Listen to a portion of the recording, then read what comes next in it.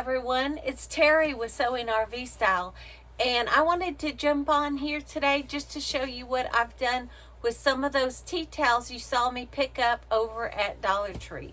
So we made a video a couple weeks ago out of tea towels and a tote bag, and I will link the video over on my YouTube channel in the description, so take a look at that. And here is one that says Happy Easter, and I used fabric for the handles, and it has a full pocket and it's fully lined.